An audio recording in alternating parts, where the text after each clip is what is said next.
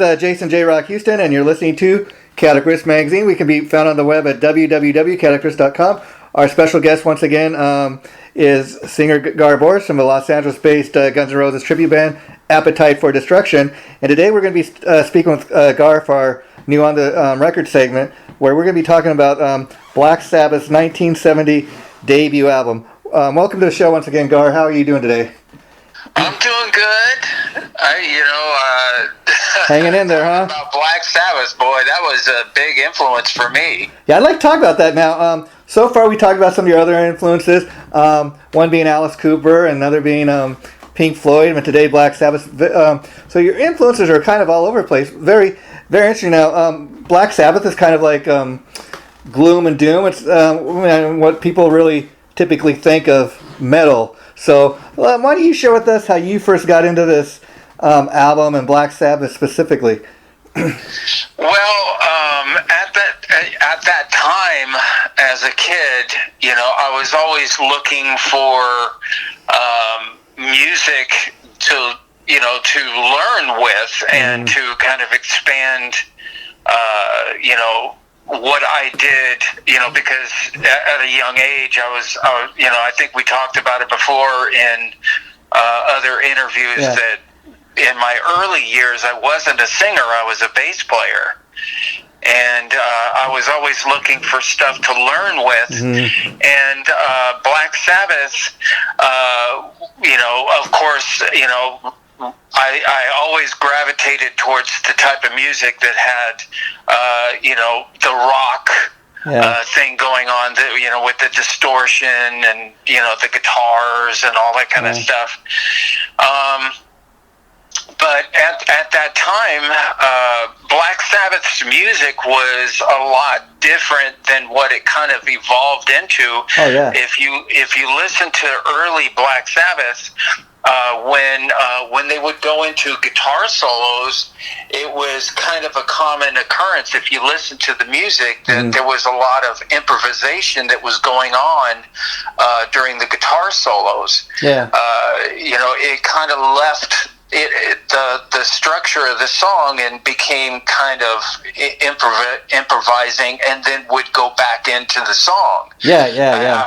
After the guitar solo was over, and it was I noticed that because when I was trying to learn how to do it, everything was kind of structured, and all of a sudden they would go into the guitar solos, and it was really obvious there was some freewheeling going on. Yeah. And later on, when they started becoming more successful, that kind of left. They stopped doing that, and then the guitar solos were much more structured and things like that. So it just gave me an opportunity to learn song structures, but it also gave me an opportunity to learn how to freewheel and kind of just, start doing some improvisation. And of course, Tony Iommi, of course, is ultimate riff master, and he's a huge reason for the Sabbath sound, because as you many Sabbath fans, I'm sure, are aware, early on, like when he was a teenager, he worked in a, he got the tip of his fingers cut off with a saw or something, and that's why he plays the guitar that way. I don't know if you've ever noticed that he plays kind of with the tip of his fingers, and that's kind of why they play with that heavy D sound, and kind of sounds like it's tuned down, but that's a huge reason for the Black Sabbath sound. He didn't let it stop him. Yeah. He actually turned it into something, it's kind of like turning lemons into lemonade. Oh, yeah, I mean, people kind of argue, and they give the credit to Tony Iommi, you actually, created heavy metal music. You created, a genre of music, and sometimes Steppenwolf will take the credit, and we were the first ones to use the word heavy metal in a song. But whatever the case may be, I mean, I really can't think of anybody that was close to having that metal sound before Sabbath came along. I don't either, and I think that's the truth of the matter, is because I was around and I was always hungry for new material, and when when Black Sabbath hit, the radio airwaves, and they really did change that whole thing, and they really did create that heavy metal sound. Yeah, and Black Sabbath too. The thing about them, especially when they first came out, this first album, it's the first time anybody's ever heard of Black Sabbath, and they were so anti establishment, meaning like you'd never really seen or heard anything like this band before, or really, since everything that's kind of come after. There's a bunch of copycats in my book, but it's kind of interesting because they really had no image, and they were one of those bands that they were really opposite of everything else that was out there at the time. Yeah, and it's kind of trippy how they kind of came into the name Black Sabbath, and by coming into the name Black Sabbath, it affected their songwriting, where everything started becoming darker. Yeah. And oddly enough, the guy besides Tony Iommi that's really responsible for a lot of early Sabbath sound and those early Sabbath songs is the bass player Geezer Butler, because it was actually Geezer was a principal songwriter back in the day, not Ozzy Osbourne, and he wrote like a lot of his songs were based on scientific theories and things like that, and just the occult and stuff. And it's kind of interesting that it was Geezer that wrote all those early Sabbath songs. Yeah. Well, I was from a very, very young age. I was always when I started hearing distorted guitars, and it got my attention. There's Black Sabbath was a big part of my learning how to play bass. Mm-hmm. It wasn't just their debut album. Yeah. It was like their first 3 albums. Yeah, and before the egos really got in the way and they were still like real tight as friends and stuff, I mean, those early Sabbath albums, that's the thing is all 4 guys really equally brought something to the picture, and you could see that. And even before the drugs kind of really started to affect the guys playing and stuff, but Geezer Butler was a huge part of Sabbath for me. Not just his songwriting and his bass playing, but I mean, just everything about the guy. I mean, perfect example. There's a song on here, Nib. That's really Nativity in Black. Nativity in Black. He's really responsible for that. I mean, just listen to the bass throughout that song. I mean, especially you being a bass player. I mean, you can feel the bass all through that song. Well, bass was a big part of their sound. Yeah. That's where the deepness in their sound came from. Oh yeah, and I'll give you little interesting facts I found out when getting ready to do this today. If you can believe this or not, this album was recorded in a single day. That doesn't happen anymore. Yeah, and I guess the recording session took a total like 12 hours, but again, like you said, that does.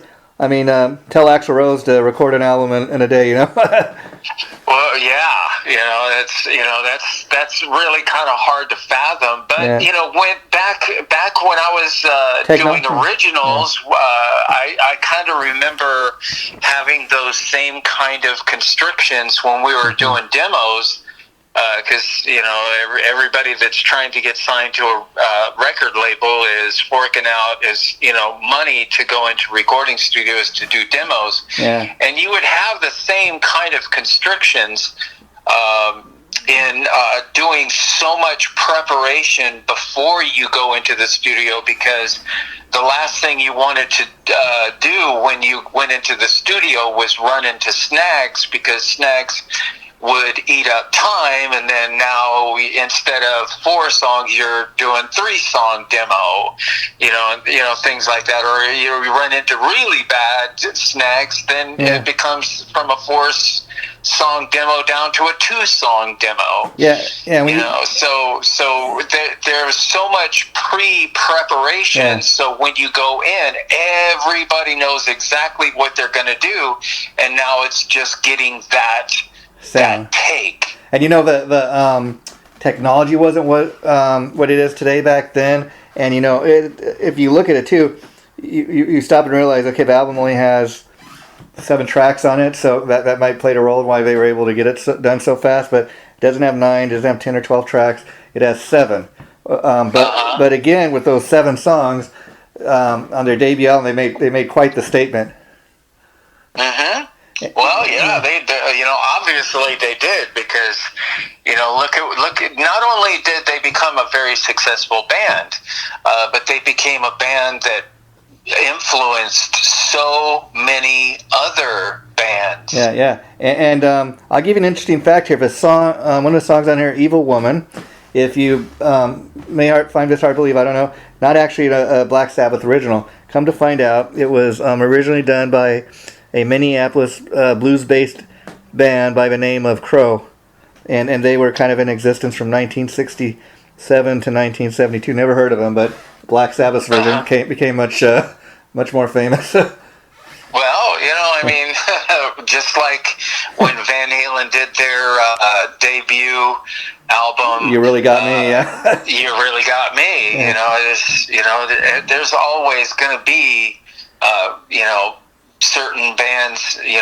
that pretty much do their own material, but throw in a cover of this, or a cover of that. And it's interesting because that is one of their more memorable songs, and Black Sabbath, like I was talking about, besides the music, they were really anti everything. I mean, they were really against having any kind of image. Their image was really kind of just we're dark, and then they started to get this reputation, and they kind of went along with it. People start saying, "Oh, Black Sabbath, they're devil worshippers. They wear black." And then Tony Iommi was saying, and Geezer over here, I read interviews where he'd say, "Yeah, when all that stuff started to spread, we kind of went with it. We wore nothing but black. We messed with people's heads by wearing crosses and around our necks, and they'd be like, wait, are these guys devil worshippers? Are they Christians? What are they?"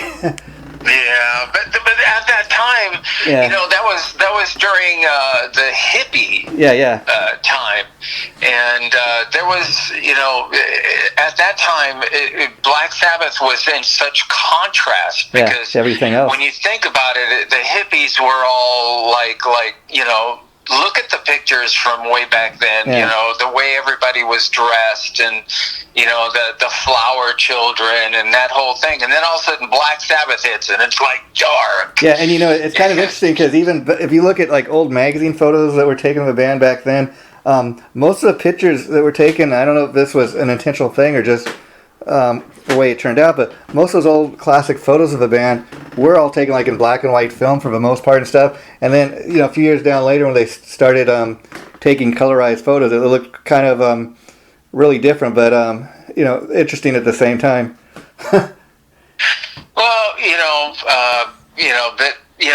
they were young, and they were kind of developing at that time. Oh, yeah. Too, because when you listen to those first 3 albums, it's once they started getting more money behind the band and everything, their albums started having a more sophisticated sound. Yeah, it's kind of like it reminds me of what I really love about Black Sabbath at that time is none of it was contrived. It was really who they were. They weren't trying to have an image. They weren't trying to be anti-image. That's just kind of who they were. This is the music we make. This is what we look like.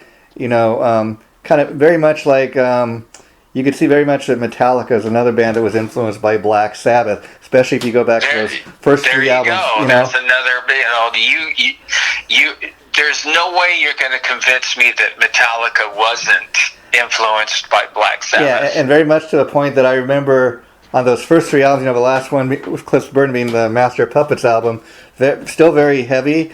They'd not done like a single music video and they were still kind of against that.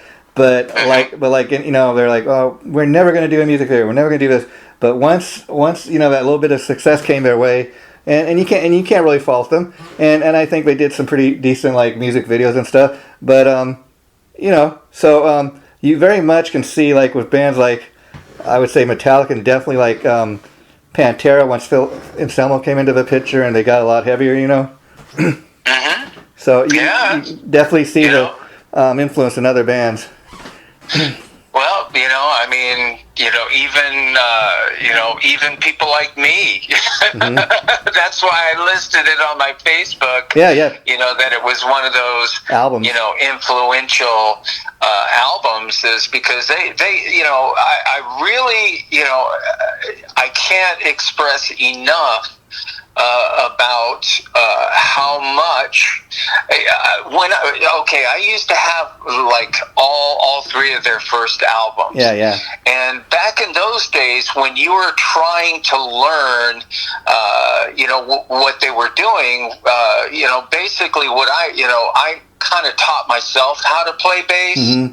And which means that I play totally by ear. I really had no technical schooling. Yeah. I just had this drive to do it. Yeah. I had somebody that showed me how to tune a bass, and then once the bass was in tune, then I was kind of figuring out where the notes were and how the patterns went. And stuff like that. But back in those days, it was done with a record player with a needle. Oh, people, And you would have to lift that needle and go back and try to go over it, and then try to lift it, and then go back, and then try to lift it and go back. And then the next thing you know, I ruined all three of those albums. Literally, they reached a point where, lifting that needle, it leaves it's a needle. Yeah.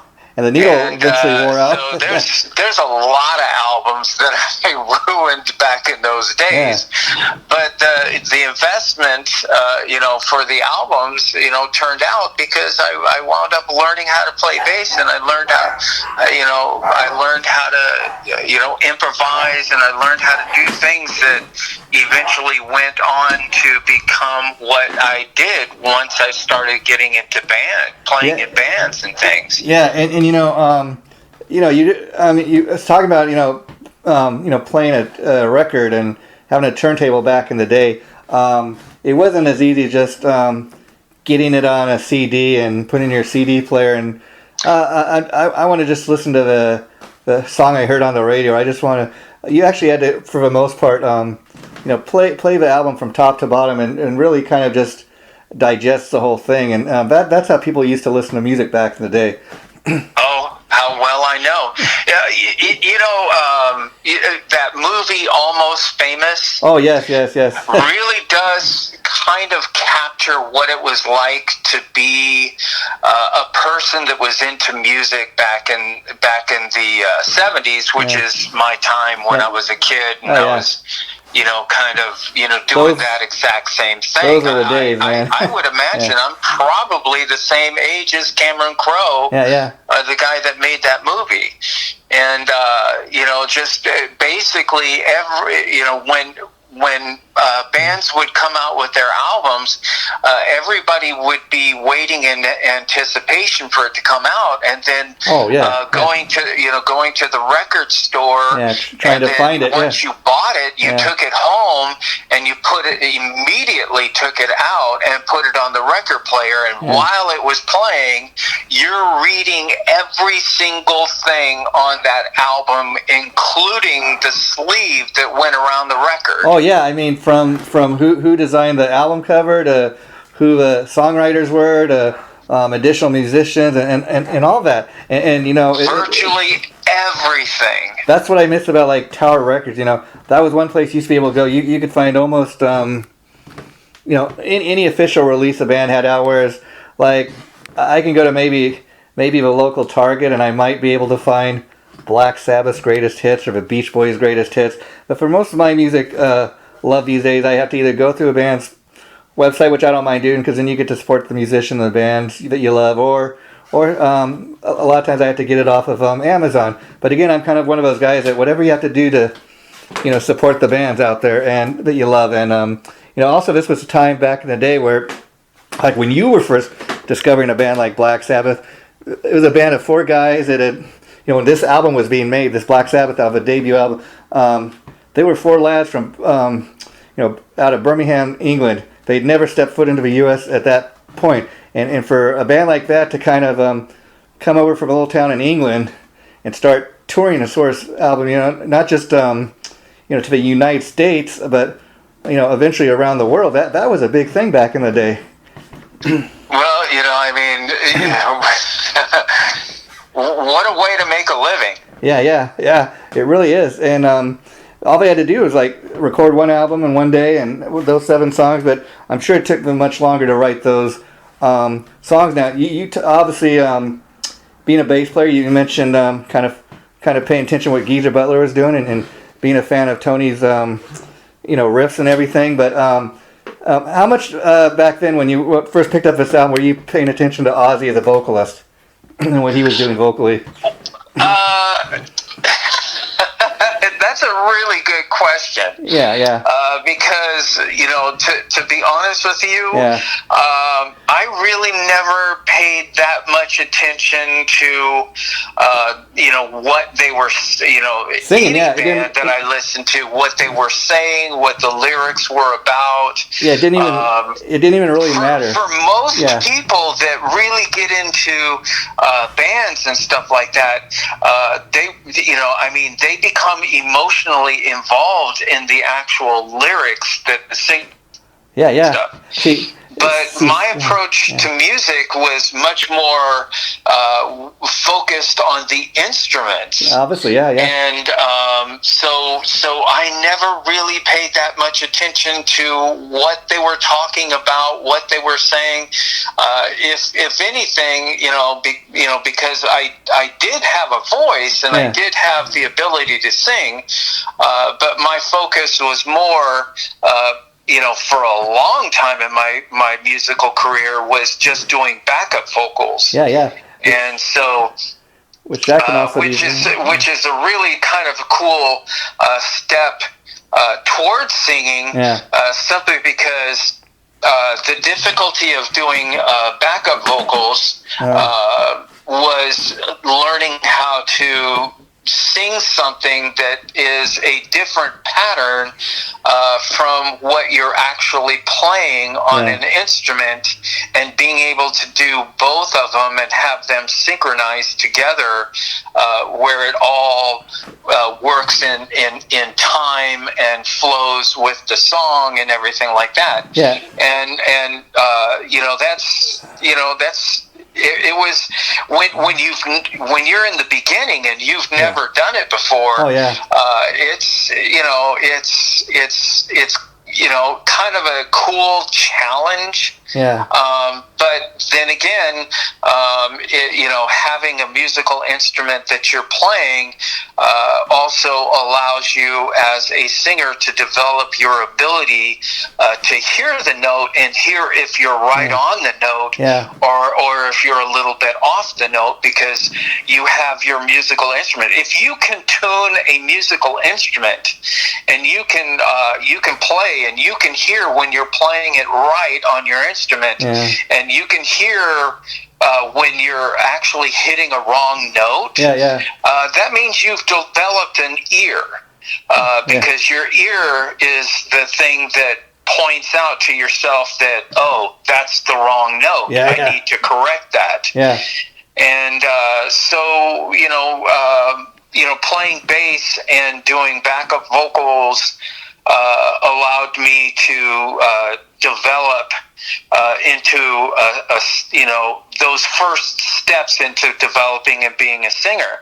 But that was about it. I would only focus on knowing the lyrics that they're singing during the times that the backup singer's singing. The rest of the stuff that they're singing in the verses and all of that stuff, I'm not even paying attention to. I have no idea what they're talking about. And it's interesting because a background vocal sound of a band can be very key. I mean, I'll give you a perfect example. Van Halen, especially the original lineup with Michael Anthony. I mean, he was the background sound of that band. I mean, there's nobody better for that job. That guy, he's able to play bass, and he's able to... He had a very distinct sound to his voice, too, because when you hear those backup vocals, if you took him out of it and you had those exact same vocals done with a different voice, it would have sounded different. That's a really good point about Van Halen and Michael Anthony. Yeah, and it's kind of interesting talking about Ozzy Osbourne's ability as a vocalist, because Black Sabbath is a very interesting band in that, like I said, Tony and Geezer did a lot of the writing. They would write around Ozzy's voice, and Ozzy, he's not a horrible singer. In fact, I think his vocal style very much fits a band like Black Sabbath. But if you've noticed, even on his solo albums, Ozzy's smart in that he always surrounds himself around very talented musicians, and a lot of those guys in his band, they're very involved with the songwriting and that's why he's been able to have so many hit songs as a solo artist and all that. But Black Sabbath, I mean, like you said, when you listen to those old Black Sabbath records, you don't even really care what is a song is about, or you're not listening lyrically, or are they writing a song about trying to save a world or world peace or anything. You're just like, no, I'm getting down with the groove, man. It's a cool sound, And really, that's pretty much it. I was getting down with the groove. Yeah, and now being that you're start out in the bass and you primarily focus, I'm sure, a lot when you listen to music on the rhythm section. What did you think about Geezer and Bill Ward as a rhythm section, and specifically Bill Ward on the drums? Well, in their early material, the parts that really were challenging were when during the guitar solos, because that's where the bass and the drums would be doing a lot of improvising. Yeah. And so to kind of grasp about improvising can be I think one of the most difficult things to do musically is mastering improvising. Because there's it's really hard to describe, because there's a basic structure that you're following when you're improvising, but you're purposely taking each round that you're going around in this repeat of things that you're doing. In each round that you're going around, you're doing it differently each time. You're not repeating exactly the same thing you did the first time around in the second time around, and then the third time around you're doing something, and it just really, I had no idea at that time that it was exposing me to that. I was just okay, this is what they do, so I got to learn what they do. But improvising became something.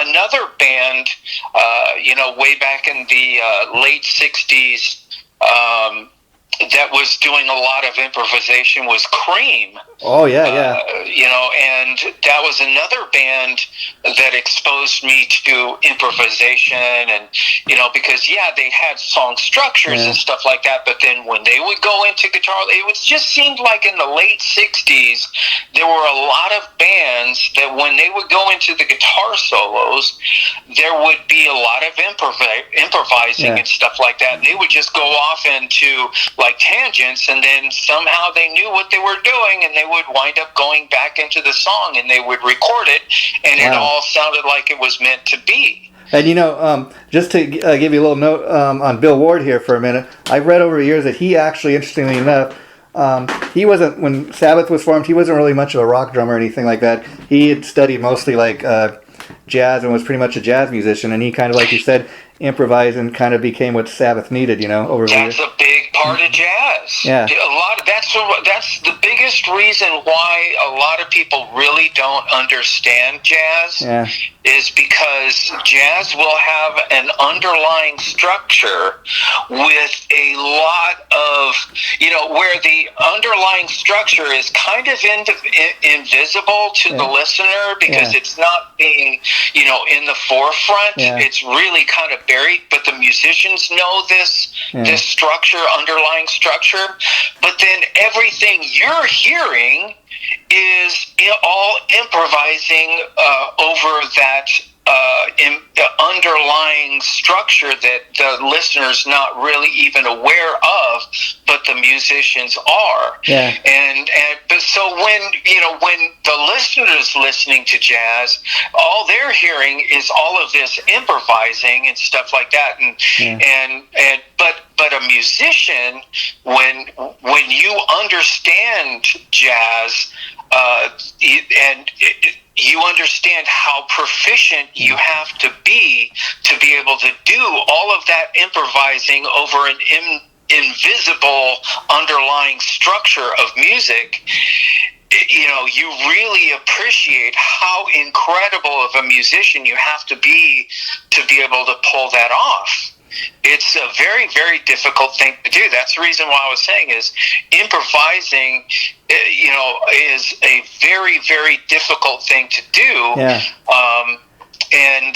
But when you become really, really good at it, it just makes you so much stronger as a musician, and gives you so much more to pull from later on when you're being creative, because you have all of this stuff that you've experimented with and freewheeled with and everything like that.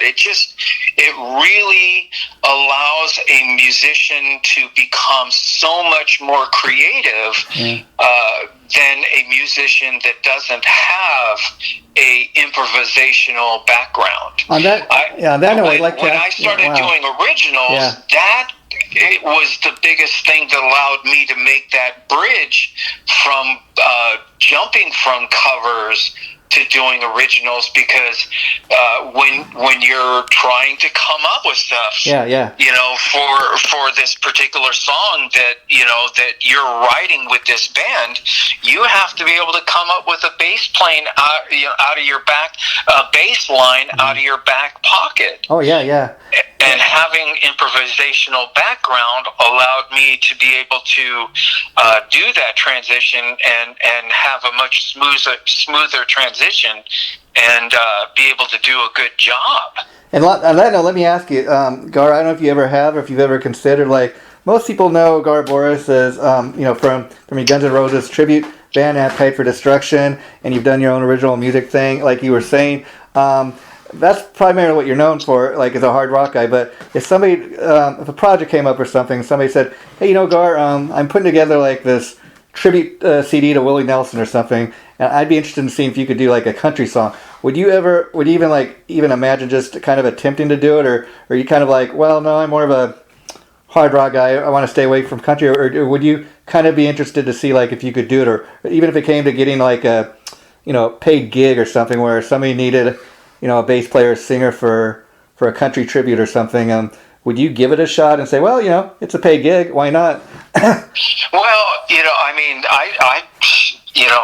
I had played bass for such a long time. Yeah. I mean, most people nowadays don't even know me that I even used to play bass or or had that whole background. Yeah. But I wouldn't. There's very little that I would be afraid to take on. Yeah, there you go. I just my musical influences. Yeah, of course, I gravitated towards hard rock and heavy metal. Yeah. When I was young. But when I was, the very first band that I was in was all improvisation. Oh, wow. And we did, that's all, we used to do shows and get up and play for like, an hour or an hour and a half, and it was all improvisation. Wow, amazing. But those musicians that I was working with were heavily jazz influenced musicians, and those were the guys that introduced me to the guys that were the heavy hitters in jazz at that time, like Return to Forever, Stanley Clarke, John McLaughlin, Jean-Luc Ponty. Yeah. So they introduced me to the world of jazz, and I ate that stuff up too. Yeah. Wow. That was, after my, I would say that was more in the 70s. Oh wow! You know, when you know, say the mid 70s, that I started becoming exposed to you know, high levels of jazz. And boy, you know, when you're trying to learn how to play stuff by those guys, it's very intimidating. Yeah, wow. Because their level of musician is just so stratospheric. It's almost trying to take on Beethoven. That type of stuff will put you in your place and really let you humble you, let you know really how good you are. Yeah, I also think if you're able to do that, like an improvise, it shows your gift as a musician. It shows your gift that kind of like to adapt to any situation, like you're saying, because there are some guys that are willing to do that, and then there are other guys that are like, no, I'm just a hard rock guy. I won't do nothing but metal. But you know, no, I could pretty much take on anything. If I wanted to play country, if I wanted to play blues, if I wanted to play this, or if I wanted to play that, no, I wouldn't be afraid to do anything. And this is, to me, that's unfortunately, my hands. You know, I've developed carpal tunnel and you know, things like that. So you know, that's the biggest reason why I started singing. A lot of people don't know that is because you know, there was a time that you know, I would play my bass, and after playing for maybe about 15 or 20 minutes, the tips of my fingers would go numb. You know, and you know, I realized that I was you know, there was no way that I was going to stop playing music. Wow. But I, you know, I wasn't going to be able to continue playing bass, so I just started singing. That's very interesting. You know? You know, the whole thing was at that time, I'd say it was like the early 90s. Wow. I would go to a place in Covina that was a popular place for the musicians to hang out on a Wednesday night. Wow. It was a place called Rude Dogs on Citrus Avenue, and they would have a jam night on Wednesday nights, and I would go over there, and I would tell people, you know, I'm thinking about jumping over, you know, to being a singer, and nobody would give me the time of day as a singer. They would basically just say, you're a bass player. Grab the bass over there. Get up there and play bass. Yeah. Interesting. And, you know, so nobody would give me the time of day as far as, like, giving me a chance to sing. Yeah. So what I did is I found a guitarist that I was comfortable playing with, and I found a drummer that I was comfortable playing with. And so what we did is we would take a cassette tape, because this is before CDs and this is before the digital time, and we would put 3 songs on that cassette tape, and then I would learn the bass stuff, and I would learn the vocals, and then I would play bass and sing, and then we would go back on Wednesday night. We would get up at our you know, time to play 2 or 3 songs. Yeah.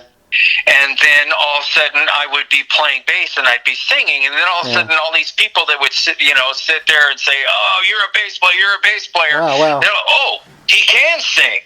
Wow. Listen to that. That was my turning point where people realized, oh my gosh, he can sing. Oh, he can. But up until that point, nobody would give me a shot at singing. And then I imagine once you started singing, eventually people also could see, oh, wait a minute, he can write a song.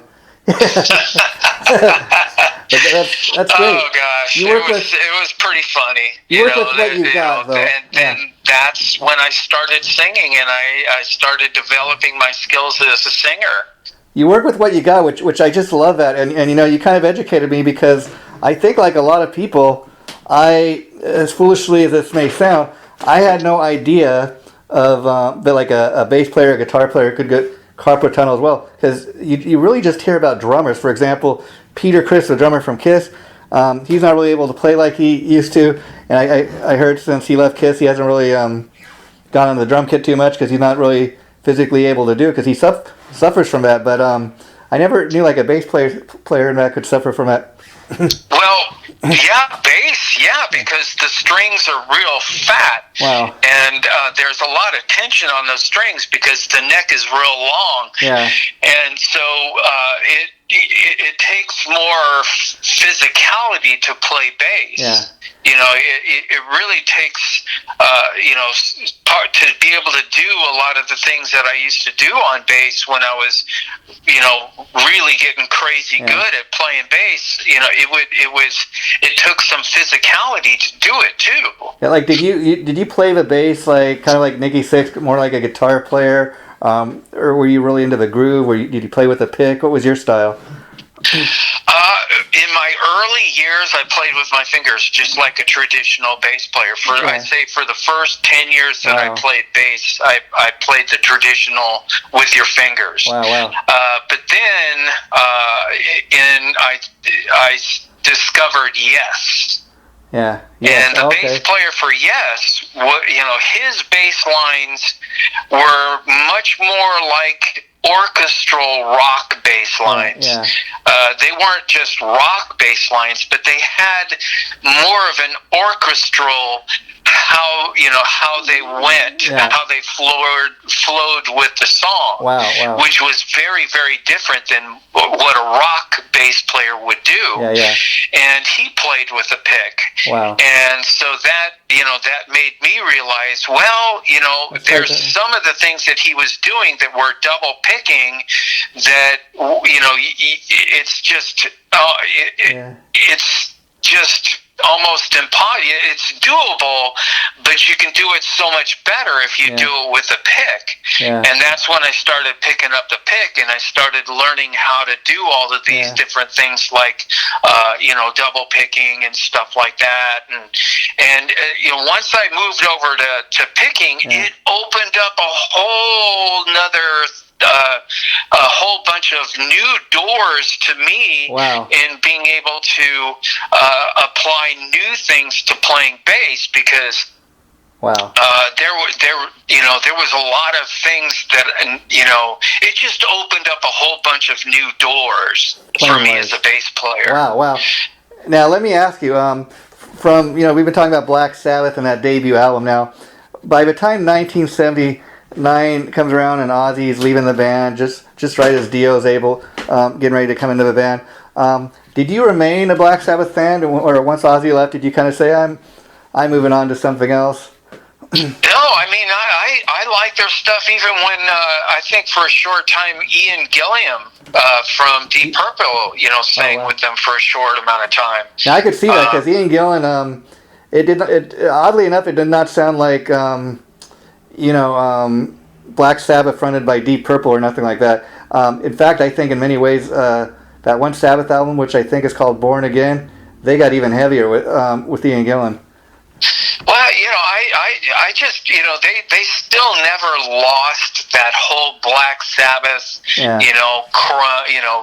what made, Black Sabbath musically, because, Ozzy, extremely talented, great voice and everything like that. But, when he wound up leaving, they still wound up being very successful, which is, showed you that, they weren't just a band that was popular just because of the singer. Yeah, there's a lot of bands that once the singer leaves that band, then all of a sudden the band's just like loses, their footing, and usually the band, a lot of times you'll see the singer goes on to success and the band kind of goes by the wayside.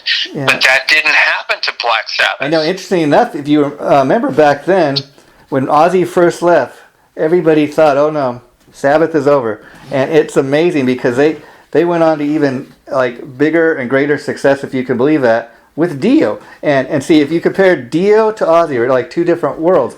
I mean, one thing, like Dio's lyrics, like all about heaven and hell and demons and witches and all that stuff, but he was very involved with the writing, so it was not just Geezer and Tony, writing the the songs, and I've always been a huge Ronnie James Dio fan, and part of the reason I think is because that's when I first got into Sabbath, was when I'll never forget hearing that Heaven and Hell album for the very first time. Do you know about the origination of the heavy metal sign, right? With your hand, oh, that's Ronnie. Your index finger and your pinky finger, and then the other middle two fingers being held down. Ronnie James Dio.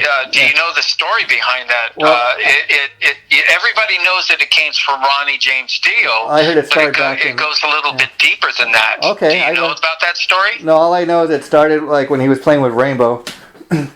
Well, okay. People asked him, well, where did that come from? Where did you come up with the idea? Well, when Ronnie James Dio was real young, he used to have either an aunt or a grandmother, and I believe that they had some gypsy background, and she used to do that with her fingers, and what I was told, it was to ward off evil spirits. Wow, that's and there was actually a name to it. It was called the Maloik. There you go. I've heard him talk about that. And it's I'll tell you another interesting thing about Ronnie James Dio. You can look this up on the internet later when we get done. If you go look up on YouTube, you type in I think Ronnie James Dio and the Prophets. It's a band he had even before Elf, and he looks so straight-laced. He looks nothing like a metal singer. His hair was short and everything, and it's really different type of music. And oddly enough, I don't know if you know this, while Ronnie James Dio is known, of course, for being the great lead singer and songwriter that he started out on the bass. A lot of times, when they would record demos and stuff, he would record bass parts and stuff on the demos and stuff, but he was actually a bass player in that before he was ever a singer. I guess I'm not the only one. Yeah, and another interesting point is we'll be talking to you about another one of my famous artists. Maybe a few weeks from now, Edgar Winter. What I always dug about that cat was he was kind of a very underrated artist. And interesting thing about Edgar is he was a singer, he was a songwriter, he was a keyboard player, he was a saxophone player. He really made the sax be a sexy thing, if really rocked it up. And see, that's another interesting guy because he could play more than one instrument. Well, the Winter brothers, Johnny, they're both extreme talents.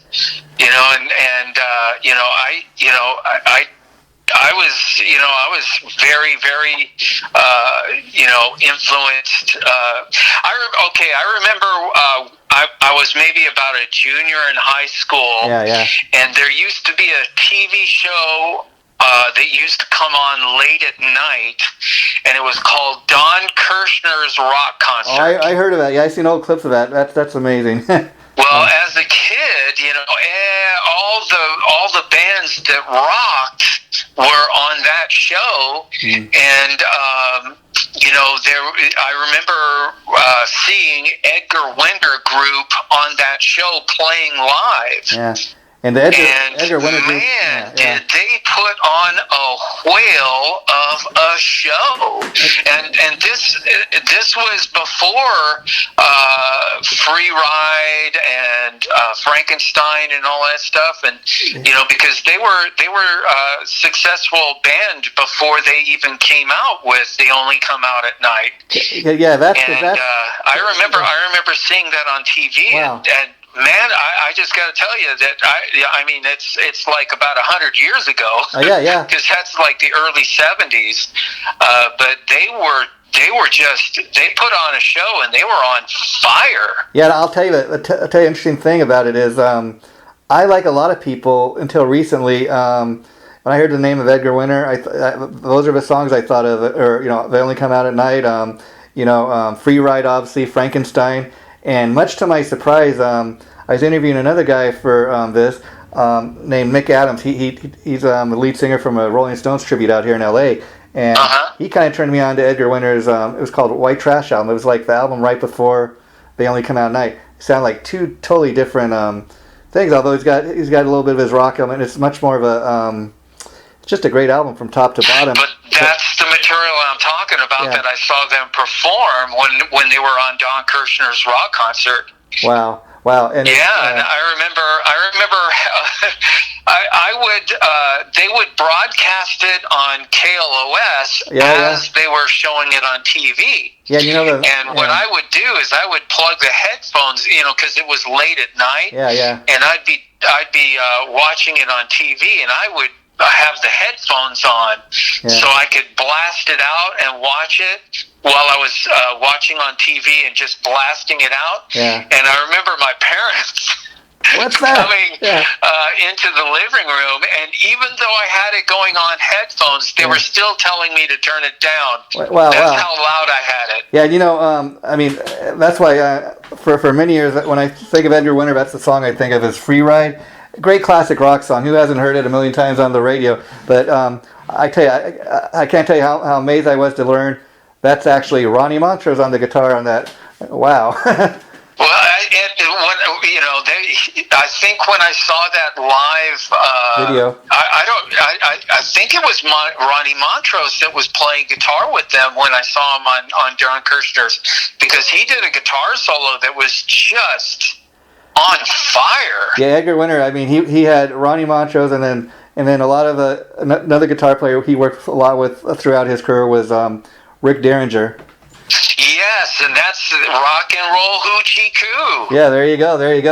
I think that back in the 60s, I think either Johnny Winter or the Winter Brothers and Rick Derringer were in a band together called the Real McCoys. Oh, I heard that. Yeah, somebody was telling me that. I have to check that out. I never got a chance to listen. That was my first becoming aware of those guys, because that was stuff that was coming out back in the 60s, but it rocked. Oh yeah, and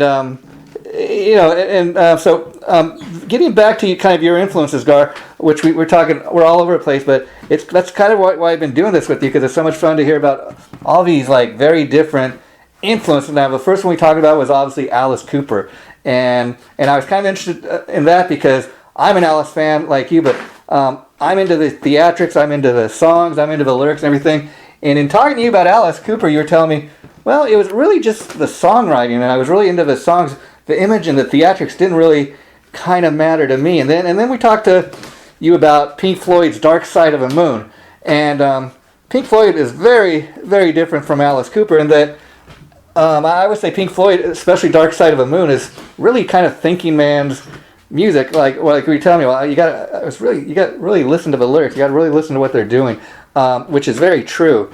And then we talked about Black Sabbath today, which is another great band. I mean, they're one of my all-time favorites, as you can tell. And Black Sabbath, though, very different sounding. I mean, they were kind of really anti-image. And I seen which brings me to my next point. I seen a great picture of you, like from the '80s when you're doing your original music thing. You were, you had your bass on, you had the leathers on. You were looking quite the rock star. So talk about going from being like influenced by a band like Black Sabbath to you go doing your own original thing. And you're trying to get down the look. I mean, you have the look, man. But talk about how important that was for you at the time. Well, back in the 80s, if you were trying to get signed to a record label, it became very obvious to me that record labels were not looking for another Black Sabbath another Bon Jovi or another this or another that. Or another Journey, because I just noticed when I was playing in LA that you would go see this band and they would be doing originals, but you're listening to it and it goes, well, it sounds like Journey. Yeah. Or you would go see this other band and they're playing originals and they sound like Black Sabbath. Or they were doing original material, but you could totally see that the heavy. They basically sounded like that band. Yeah, and a record company is not looking for another Journey or another Black Sabbath or another this or another that. Record companies were looking for the new thing.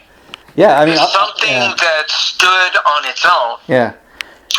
And once that became obvious to me, I had that influence my bass playing.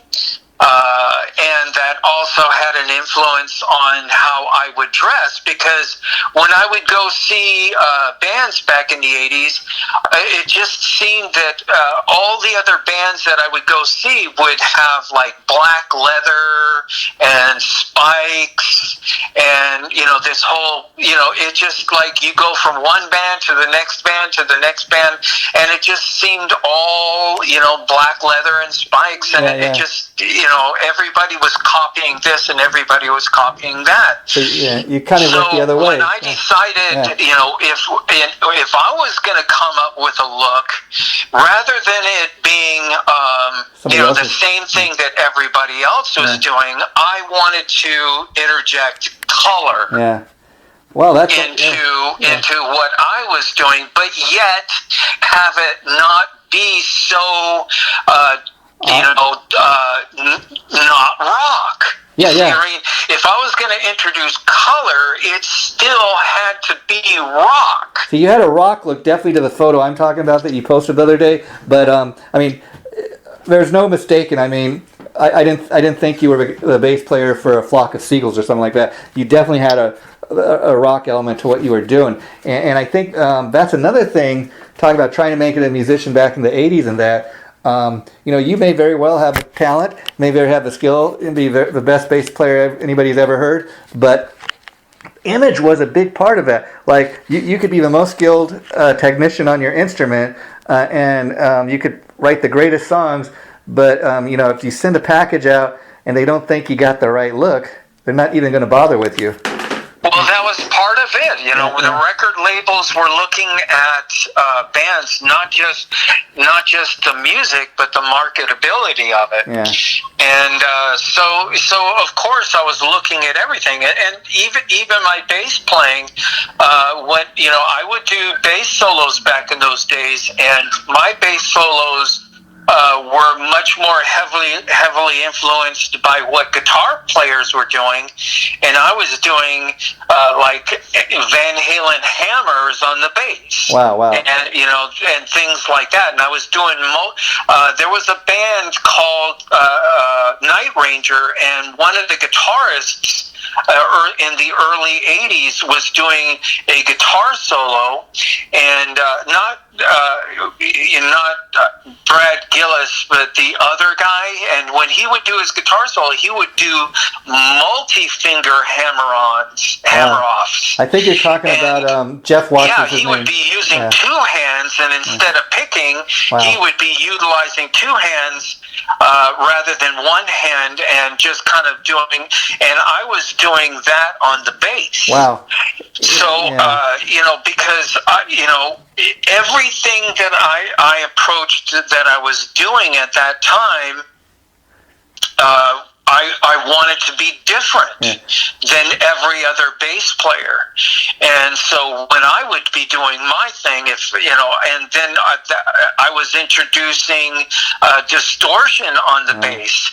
And part of my bass solo is I would be running back and forth on the stage, hitting my bass. Yeah. And with like massive amounts of distortion, where it literally sounded like thunder. Yeah. Yeah. Wow. And it was usually at the very end of my bass solo, and I would just be literally, hitting, and I'd be playing through SVT bass amps, which are very big, powerful bass amps with massive amounts of distortion coming out of it, and it literally sounded like thunder, and it was kind of a dramatic end to the bass solo. Yeah. And and nobody else was doing anything like that at that time. Wow. And let me ask you, I don't know if you remember the band you were in at the time. Was it your band? Was it another band you had joined? It It was an original band that I was in. I think shoot. Yeah, well, the point. I had a picture recently on Facebook of that band where me and the rest of the guys are taking a picture in a hallway, and I'm wearing like a tiger print shirt. Yeah, I gotta take a look at that. It was that band, and I for the life of me, I can't remember the name of the band. Wow. But yeah, during that time, that's when I was doing like those bass solos, and like I said, it was like nothing that anybody else was doing. But the whole reason was if you're going to be taken seriously as a musician, whatever you're doing has to stand out on its own, not another this bass player or not another that bass player. You had to be kind of paving your own road. On that note, let me ask you, my next question is going to be, as important as the look was to be a successful band back then, or even get a record deal or come close to it, that band in particular, how much were you allowed to kind of come up with your own look, your own image, or was it more of a case that you wanted everybody in the band to kind of have a band look, kind of coordinate your outfit, so to speak, or were you allowed to be an individual? Well,